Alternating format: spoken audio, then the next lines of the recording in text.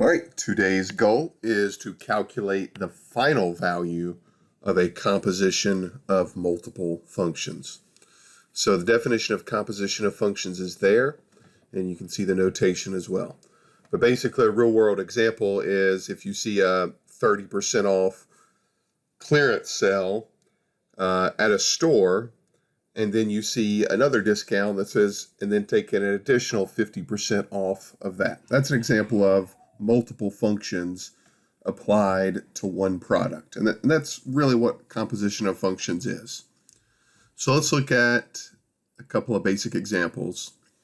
So this following question is using composition of function notation. Again, that's what you saw in the notes earlier, this little open dot. That's what that means. That open dot means composition. So what we're going to do is we're going to, in this example, find f of g of -2 in this problem. So here's what we're going to do. We always work our way inside out. So we're going to take -2 and we're going to substitute it into the g function first.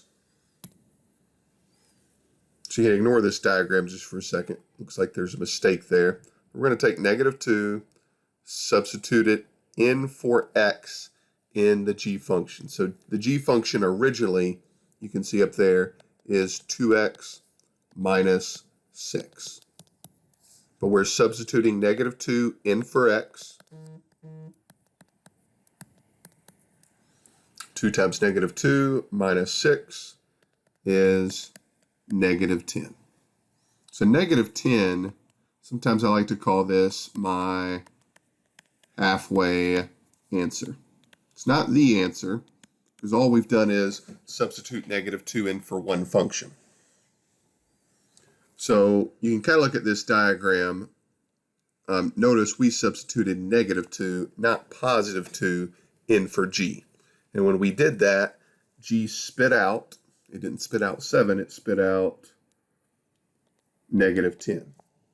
And lastly, in this diagram, you can see now we're taking -10 and we're going to substitute it in for the second function. So now we're going to take -10, substitute it in for the f function. And again, we work our way inside out when we're doing these problems. So f of x was originally x squared. We want to figure out what f of -10 is. And that, of course, is going to be 100.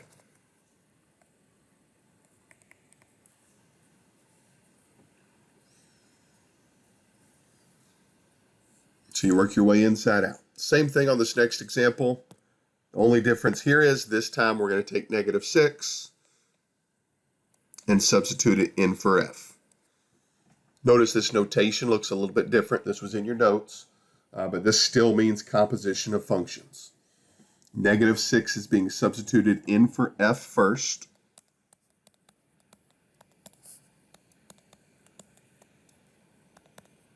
And that's going to give us 36. That's our halfway answer. But now we're going to substitute 36. We're going to compose it into the other function, which in this case is g. So we want to find g of 36. So to find that, we're just plugging in 36 for x. So 2 times 36 is 72. Minus 6 is 66. And that's our answer.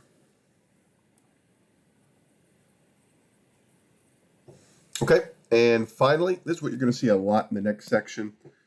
Now we're not going to use real numbers. It's the same two functions, basically. It is the exact same two functions, f and g, but this time, instead of substituting a number first in for g, we're substituting an x in for g.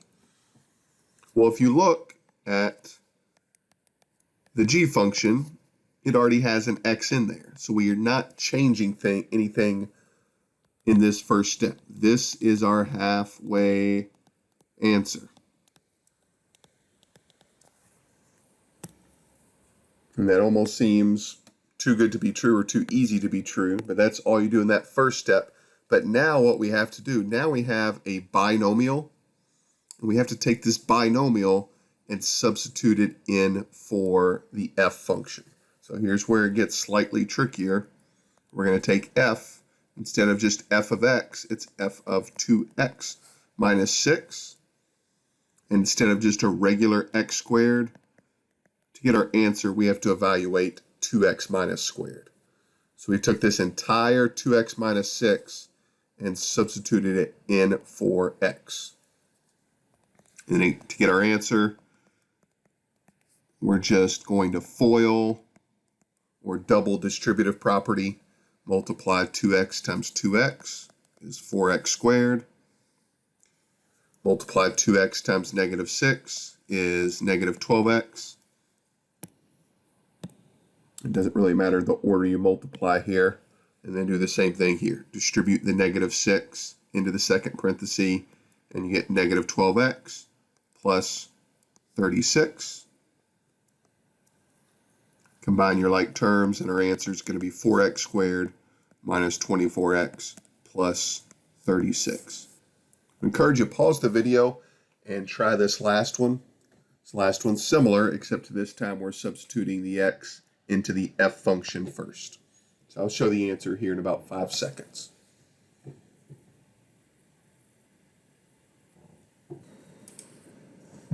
So here's our work. We substituted x in for f, and again, that didn't change anything because x was already substituted in for f to begin with. So x squared was our halfway answer, and then we took x squared and we substituted it in right here. We're not multiplying the x that's already there, we're just replacing it, that x, with an x squared. Not a whole lot of math to do on that problem. If you want to practice these problems, I encourage you to. I'm going to put the answers up here in just a few seconds.